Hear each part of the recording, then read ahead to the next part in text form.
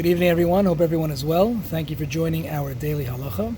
We're talking about the halachas of the fasts, the various fasts, the rabbinic fasts, not including Tainus Esther.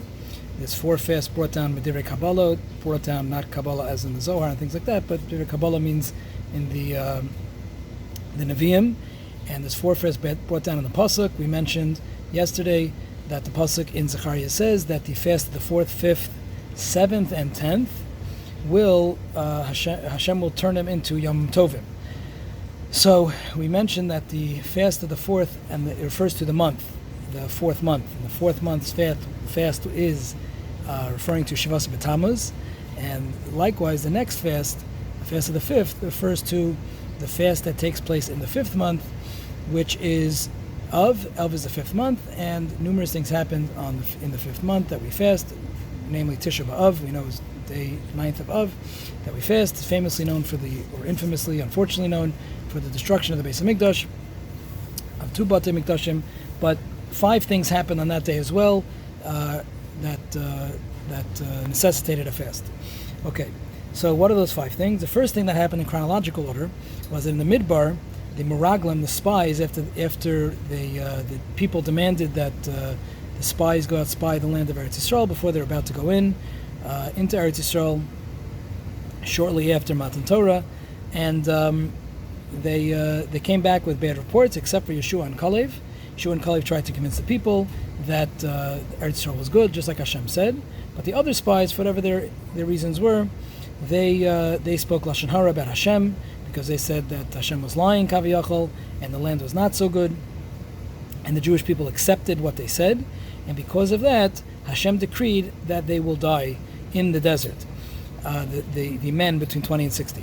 Now that occurred, that when they came back was the 9th of Av, and that was a tragic day because, again, they didn't end up going into Eretz Yisrael right away because they believed what the spies said, the Lashon Hara, and they died in the Midbar, and they ended up having to wander in the desert for 40 years. Okay, that was reason number 1. And just on an aside, the Hashem said, the Medrash says that Hashem said that because you cried, and they cried that day when the Meraglim came back, they cried from what Hashem said, that that Hashem was giving them the land of Eretz Yisrael, and they cried about that. So Hashem said, you cried about Eretz Yisrael, you cried for nothing, even though I'm giving you a beautiful land, so you cried for nothing, you're going to have to cry for something on this day. And this has been, typically a day, Tisha B'Av is a day where many tragedies occurred. The fast was instituted because of these 5 things. Many tragedies occurred. Even the World War II, I believe, started on Tisha B'Av in 1939. So many is a day that is not good for the Jews, let's say. Okay, so that was the first thing that happened, that the generation in the desert died out, and it was decreed on Tisha B'Av. The second thing and the third thing that happened were the first Beis HaMikdash and the second Beis HaMikdash were both destroyed on Tisha B'Av. A quick history lesson: when the Jews entered Eretz Yisrael, that was about 400 years or so, I believe, until they built the first Beis HaMikdash. It was the Mishkan first. They brought the Mishkan in from Moshe out in the desert, and then that was hidden away, and eventually they had different places, the Mishkan. Okay, they built a different Mishkan, a more permanent Mishkan, whatever it was. Okay, eventually David HaMelech wanted to build a Beis HaMikdash. He wasn't allowed to for various reasons, but he built the foundation, he gathered all the materials, and his son Shlomo HaMelech, he built the Beis HaMikdash. The first Beis HaMikdash lasted 410 years. After 410 years, it was destroyed on Tisha B'Av. Then we went into Galus, went into exile to Bavel, to Babylonia, somewhere in Iraq somewhere over there, for 70 years. That was in Bavel. Then we came out of Bavel. We went back into Eretz Yisrael, built the second Beis HaMikdash, and the second Beis HaMikdash lasted for 420 years, and again was destroyed on Tisha B'Av. So that was the second and third thing that happened on Tisha B'Av. That's famous, infamous, or unfortunate thing that everybody knows. That was the second and third reason that we fast. Okay, the fourth reason that we fast is due to the city of Beitar. Beitar was a tremendous city. It had tens and tens and tens of thousands of people. Tremendous Jewish city. Not sure if it's on the same spot as modern day Beitar, but either way, it was a massive city, and I believe Bar Kokhba was a very powerful.